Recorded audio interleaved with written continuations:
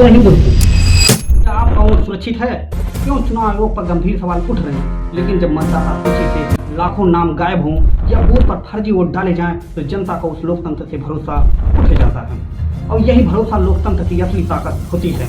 आखिर ये रहस्य कैसे सामने आया, कब और किसे शक हुआ, कौन कौन से सबूत मिले, क्या ये सिर्फ एक सोची समझे सिस्टमैटिक मैनिपुलेशन है या कुछ और? चलिए पूरी कहानी को शुरू करते हैं। लोकसभा के चुनाव के बाद राहुल गांधी की टीम ने रिजल्ट की गहन जांच शुरू की। कर्नाटक में कांग्रेस का इंटरनल सर्वे 16 सीट जीतने का दावा कर रहा था, लेकिन हकीकत में सिर्फ 9 सीट ही मिली। 70 सीटों पे हार का मार्जिन 50,000 से भी कम था। और यही मिसमैच एक शक की वजह बनी कि कहीं कुछ तो गड़बड़ है। फिर शुरू हुई 6 महीने की डिटेल जांच। राहुल गांधी ने 40 एक्सपर्ट की टीम बनाई। टारगेट के लिए महादेवपुरा बैंगलोर का एक चुनाव क्षेत्र को चुना गया। इलेक्शन कमीशन से डेटा मांगा गया पर उन्होंने डिजिटल डेटा देने से मना कर दिया। 6.5 लाख वोटर्स की मैनुअल वेरिफिकेशन शुरू की गई। सोचिए, हमारे देश में सच्चाई के लिए इतनी मेहनत करनी पड़ रही है। जुलाई 2025 में बड़े बड़े गड़बड़ियां मिलना शुरू हुई। पहला 11,965 वोटर्स की पहचान हुई। एक केस सामने आया जिसमें गुरकीरत सिंह नाम का एक व्यक्ति, जिसका नाम वोटर लिस्ट में 4 अलग अलग पोलिंग बूथ पर रजिस्टर मिला। यानी एक व्यक्ति थियोरेटिकली 4 जगहों पे वोट डाल सकता था। अब सवाल ये है, अगर एक आदमी नाम 4 जगह है तो बाकी लाखों नामों में कितनी गड़बड़ी होंगी? क्या ये सिर्फ मिस्टेक है या फिर कोई सिस्टमैटिक लूपहोल? ये सिर्फ एक केस नहीं है, ये तो सिस्टम की सबसे बड़ी खामी का सबूत है। और यही वजह है कि कुछ लोग पूछ रहे हैं, क्या ये लापरवाही है या फिर वोट चोरों का खेल? दूसरा, 40,000 से ज्यादा फेक एड्रेसेस मिले जिसमें हाउस नंबर 0 लिखा था। राहुल गांधी ने क्लेम किया कि इस असेंबली में 40,000 वोटर्स ऐसे हैं जिनका कोई एड्रेस है ही नहीं तथा फादर्स के नाम में ABCD लिखा हुआ है। तीसरा, बल्क रजिस्ट्रेशन 10,452। हाउस नंबर 35 में 80 वोटर्स रजिस्टर्ड हैं, लेकिन घर की ऊंचाई सिर्फ 10 फीट है। दोस्तों जरा सोचिए, चुनाव से पहले हर घर पर एक बूथ लेवल ऑफिसर यानी BLO आता है। उसका काम है हर वोटर वेरीफाई करना। लेकिन असली सवाल ये है, जब BLO दरवाजा खटखटा कर घर गया था तो उसने 80 वोट एक ही घर में कैसे वेरीफाई कर दिया? लॉजिक तो साफ है, घर में जो रह रहे थे वही वोटर लिस्ट में होने चाहिए, बाकी पुराने नाम अपने आप कट जाने चाहिए थे। BLO कोई बाहरी आदमी नहीं होता है, ज़्यादातर उसी मोहल्ले के रिटायर्ड अफसर या टीचर होते हैं। उन्हें सब मालूम होता है कि किस घर में कितने लोग रहते हैं और कहाँ पे PG चलता है। उदाहरण के लिए हाउस नंबर 791 वोटर लिस्ट कहती है यहाँ 46 लोग वोटर हैं, लेकिन जहाँ पे सामने आया ये तो PG है और वहाँ पे कोई नहीं रहता। फिर सवाल सीधा चुनाव आयोग से है, अगर BLO ने सही से वेरिफिकेशन किया होता तो इतनी बड़ी गड़बड़ी नहीं हो सकती थी। क्या ये लापरवाही है या फिर जानबूझकर किया गया खेल? चौथा, इनवैलिड फोटो 4,132।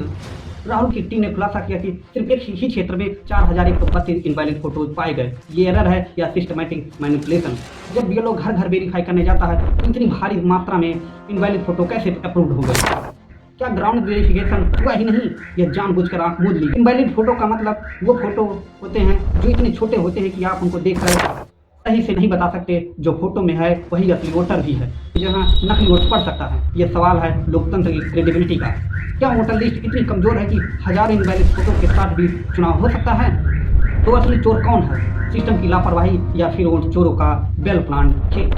मुख्य चुनाव ये लाइन है। अब यहाँ मैं एक और बात साफ करना चाहता हूँ, अगर 7 दिन के अंदर चुनाव आयोग की तरफ से हलफनामा नहीं आया तो इसका सीधा अर्थ यही होगा कि सारे आरोप बेबुनियाद हैं। और अगर हलफनामा आता है तभी सच्चाई का खुलासा हो पाएगा। आपका काम है सिस्टम को स्मूथ बनाना, उसे एक्यूरेट करना और जहाँ पे भी लूप होल दिखे उसे दूर करना। तो आप ऐसी बातें बोलते हैं तो ये शोभा नहीं देता है। लेकिन जब आयोग के अधिकारी प्रेस कॉन्फ्रेंस में आए तो उनका नॉन वर्बल कम्युनिकेशन बहुत कुछ कह रहा था।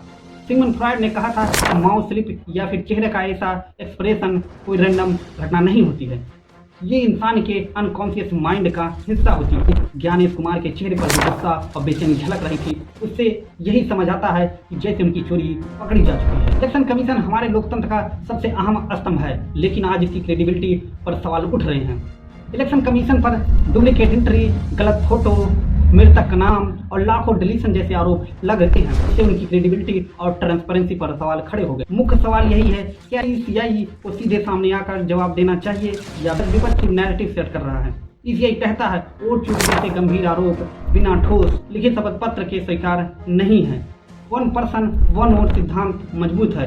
शिकायत आए तो प्रक्रिया के मुताबिक जांच होती है। डिजिटल वोटर डेटा गोपनीय खुले में साझा नहीं किया जा सकता, लेकिन अदालत कानूनी आदेश के तहत आवश्यक जानकारी दी जा सकती। अब चुनाव आयोग प्रक्रिया में एक और बड़ा चेंज किया गया है CCTV फुटेज को लेकर। पहले हर बूथ की CCTV फुटेज को चुनाव परिणाम आने के 1 साल बाद तक स्टोर करके रखा जाता था, ताकि अगर कोई मामले की जांच करनी हो तो सबूत मौजूद रहे। लेकिन बाद में ईसीआई ने एक रिकमेंडेशन दी और इस अवधि को घटाकर 45 दिन कर दिया गया। यानी अब जैसे ही चुनाव का रिजल्ट डिक्लेयर होता है, किसी भी पार्टी या उम्मीदवार के पास सिर्फ 45 दिन का वक्त रहता है अगर उन्हें फुटेज चाहिए। और ये टाइम फ्रेम पर बहुत ध्यान देने वाली बात है, क्योंकि इलेक्शन पिटीशन दाखिल करने का आखिरी समय भी ठीक 45 दिन ही है। मतलब साफ है, अगर किसी ने 45 दिन के अंदर सीसीटीवी फुटेज मांग ली तो मिल जाएगी, नहीं मांग पाए तो 45 दिन होते ही फुटेज हमेशा के लिए डिलीट कर दी जाती है। यहाँ एक सवाल उठता है, जहाँ पहले 1 साल तक ये रिकॉर्ड रखा जाता था, अब उसे घटाकर सिर्फ 45 दिन क्यों कर दिया गया? क्या ये बदलाव ट्रांसपेरेंसी को घटा रहा है या फिर चुनाव आयोग की प्रक्रिया को स्ट्रीमलाइन कर रहा है? 2030 में एक नया नियम लाया गया था। नियम ये कहता है कि इलेक्शन कमीशन जिन जिन लोगों को चुनाव काम में शामिल करती है, उनके खिलाफ कभी भी कोई भी क्रिमिनल प्रोसीडिंग नहीं की जा सकती। मतलब अगर उन्होंने चुनाव के दौरान कोई भी गड़बड़ी की है तो उनके खिलाफ कोई केस नहीं बन सकता। यह नियम सिर्फ नौकरी में रहते हुए ही नहीं, बल्कि रिटायर होने के बाद भी लागू होगी। यानी अगर किसी ने अपने कार्यकाल में कोई गड़बड़ी की तो उसे कोई पूछताछ नहीं की जा सकती। अब जरा सोचिए, ये नियम सुनने और देखने में कितना अजीब लगता है। लोकतंत्र की निगरानी करने वाली पूरी मशीनरी को अगर कानूनी छूट दी जाए तो फिर जनता सवाल किससे पूछेगी?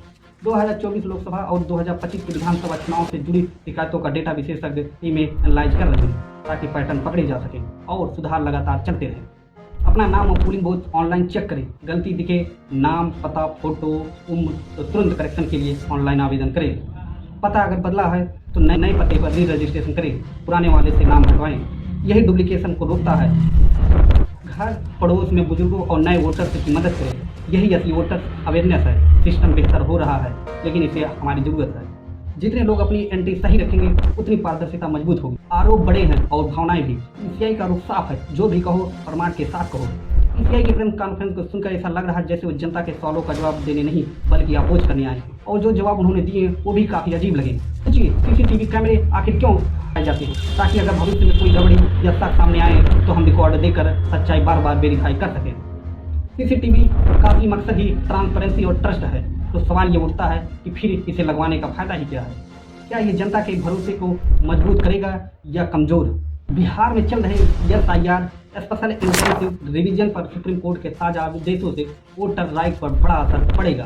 कोर्ट ने कहा है कि ईसीआई बूथ वाइज सूची जारी करे, जिनके करीब 65 लाख नामों को 1 अगस्त के ड्राफ्ट रोल में से हटाया गया है। हर नाम के सामने साफ रीजन लिखना होगा, डेथ, माइग्रेशन, डुप्लीकेट आदि, क्योंकि ताकि हर नागरिक कारण देख सके और गलती हो तो उसे ठीक कर सके। ये ट्रांसपेरेंसी और ड्यू प्रोसेस की जीत है। जल्दी ही की गई सफाई में जेन्युइन वोटर गलती से हट जाते हैं, खासकर माइग्रेंट, बुजुर्ग और ग्रामीण इलाकों में। डेमोक्रेसी तभी मजबूत होती है जब हर एलिजिबल वोट गिना जाता है। आप लोग भी इस नंबर पे 9650034420 पर मिस कॉल देकर वोट चोरी के खिलाफ चल रही इस अभियान में शामिल हों। साथ ही अपना social media profile picture DP बदल कर इस आंदोलन का अपना समर्थन दें। यह कदम हमारे लोकतंत्र की रक्षा के लिए एक महत्वपूर्ण जागरूकता पहल है। Check it now, your road your right. जय हिंद।